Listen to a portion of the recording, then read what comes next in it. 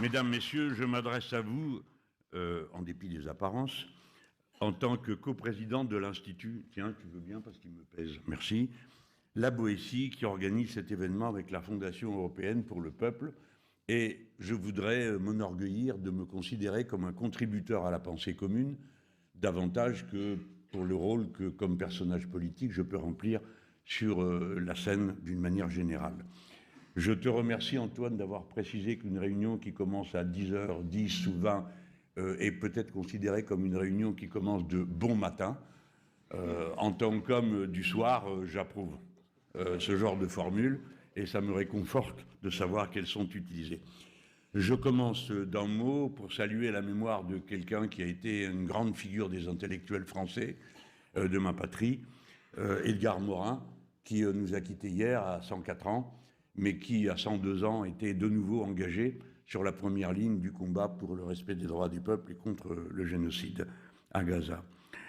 Et c'est une pensée émue parce que Edgar, qui n'avait pas du tout cette idée-là au départ, dans sa théorisation de la complexité, avait servi de prétexte à la social-démocratie pour tirer de la théorie de la complexité comme principal résultat que rien ne pouvait être envisagé parce que tout était trop compliqué.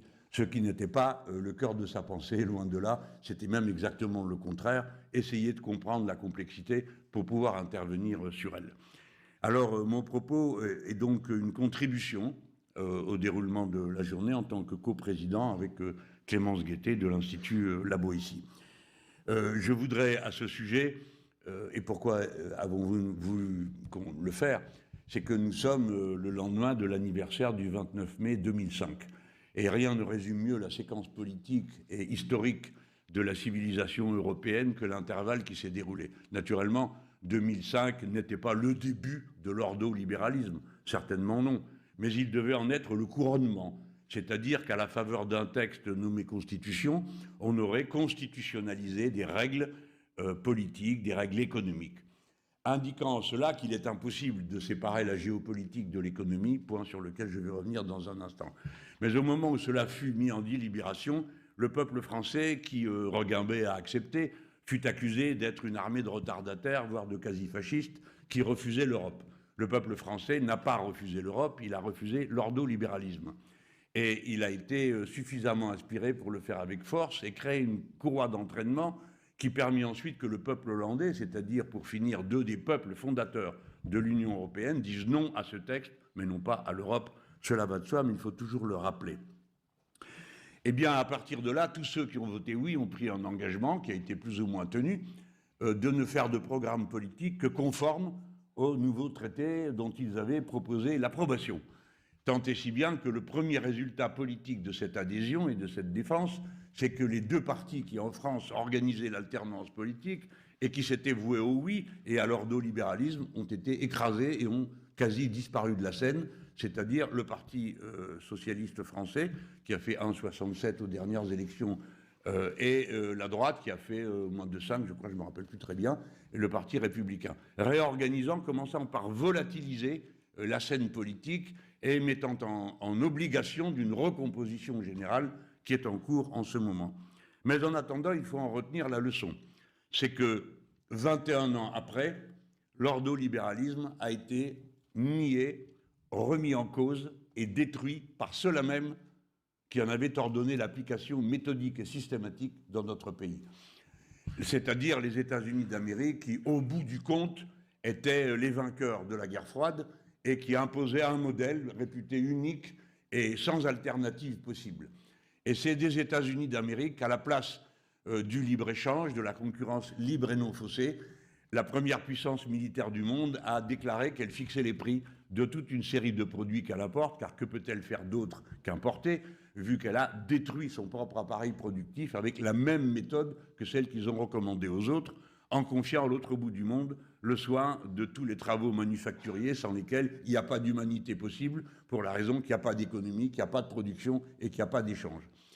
Toutes ces évidences ont été en quelque sorte dénouées en 21 ans. Aujourd'hui, l'ordolibéralisme est mort. Et la conséquence est que les partis qui portaient ce discours comme cœur de leur doctrine sont morts ou vont mourir avec. Et nous voyons qu'ils n'ont absolument rien à proposer à la société. Mais je ne le dis pas par esprit de concurrence, voire même de compétition avec eux, mais pour faire observer que c'est la première fois qu'on voit des organisations politiques maîtresses du monde n'avoir aucune promesse civilisationnelle à présenter à l'humanité. Auparavant, les États-Unis d'Amérique, le libéralisme d'une manière générale, se prétendaient être les porteurs d'une idée, d'un avenir pour l'humanité. La démocratie, la bienveillance, le doux commerce qui aurait organisé les relations humaines et dirigé toute l'humanité vers un progrès sans fin. Et tout ça s'est effondré. Et s'il faut faire une référence quelconque à la période dans laquelle nous sommes en train de vivre, nous autres, ici en France, nous l'observons. Ceux qui sont nos adversaires idéologiques, nos contraires idéologiques, n'ont rien à proposer. Or, les sociétés humaines ne peuvent pas vivre autrement que dans un cadre qui rassemble la différence des êtres humains, un cadre qui les unifie. Un cadre religieux, ce fut l'Ancien Régime. Un cadre politique, c'est depuis le début de la République dans notre pays. Et ce cadre n'a pas encore été donné. Celui que nous apercevons, nous le voyons s'avancer. Nous ne savons pas comment ils vont le formuler politiquement, mais nous en voyons les acteurs.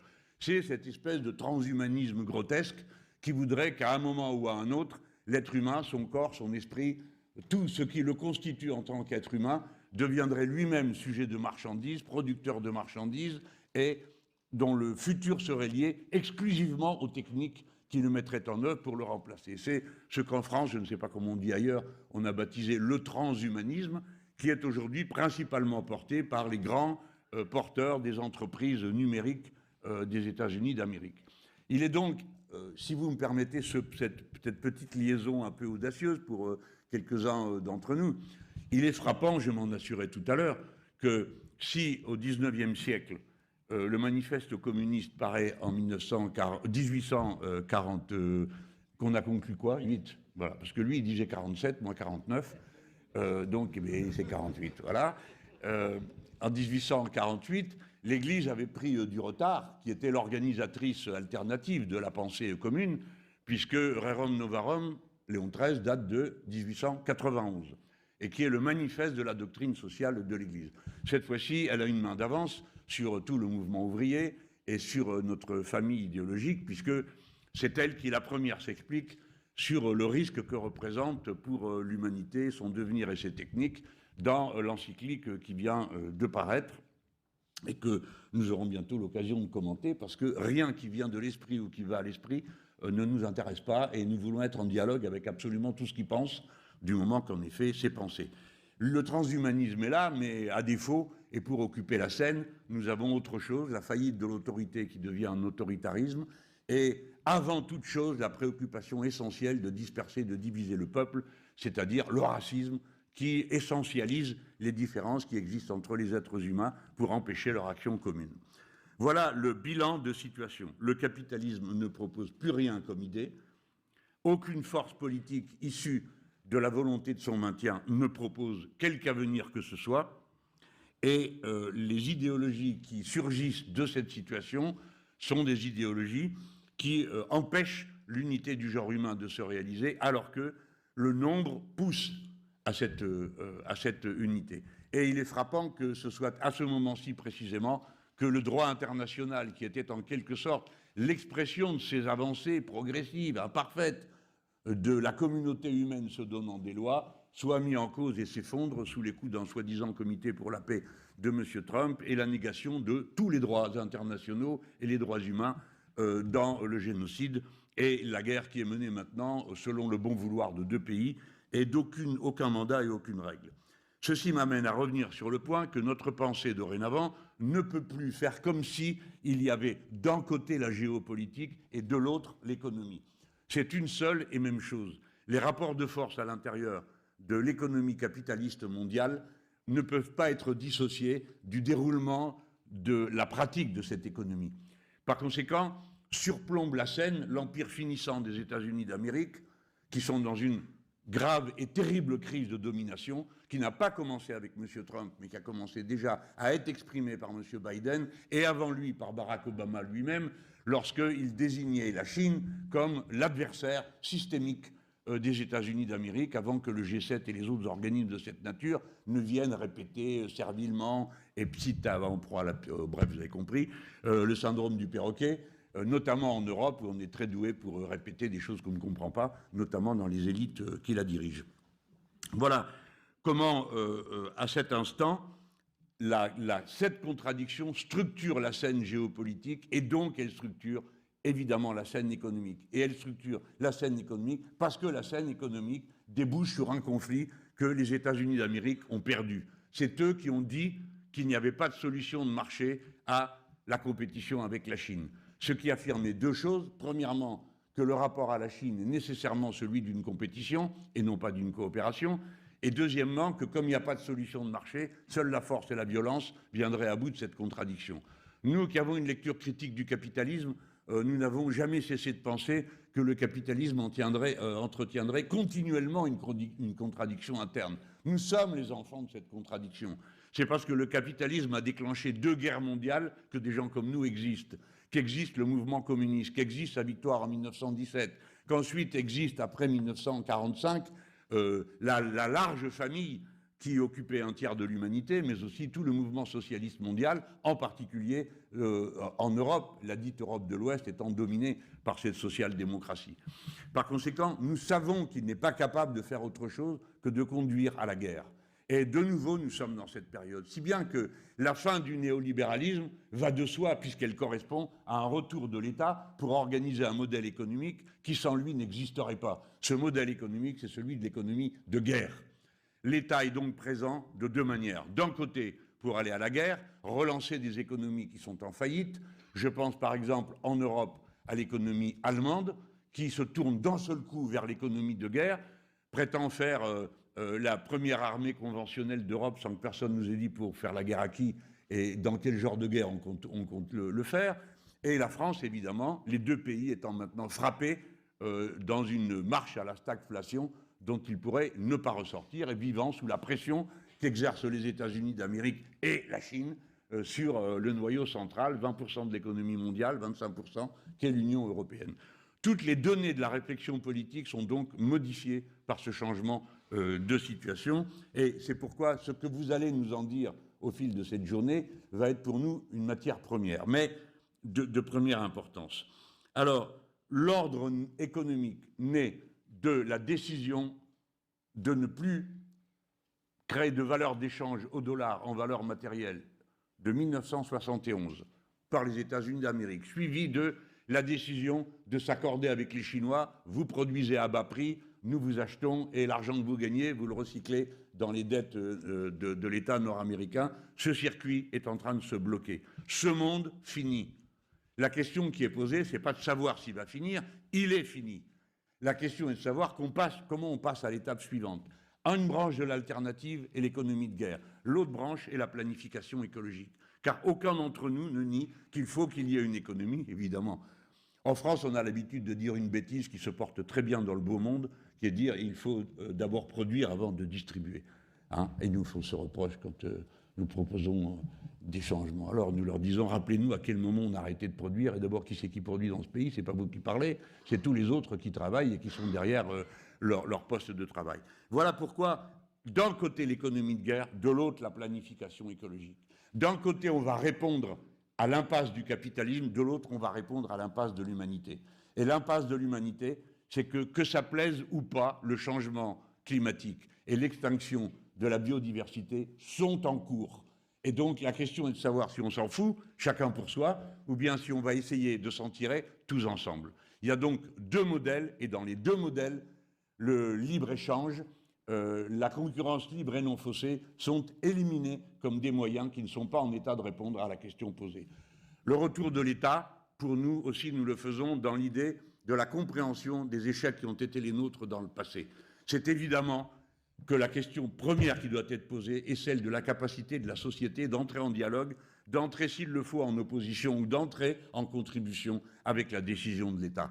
C'est pourquoi la planification écologique est une planification par définition démocratique. Quant à nous, républicains jusqu'au bout, nous pensons que la structure de base de cette nouvelle forme de la démocratie est la commune, les comités de quartier, c'est-à-dire l'organisation réelle de la population dans son milieu urbain, qui est dorénavant son écosystème politique.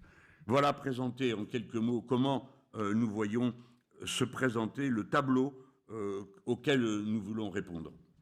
Alors James et toi, Emiliano, vous allez commencer à répondre, mais je dis un mot juste peut-être pour lancer quelques petites provocations qui aident à réfléchir, puisque comme vous le savez, depuis Démocrite, je partage avec lui la théorie de la conflictualité, et je pense comme lui que le combat est le père du futur.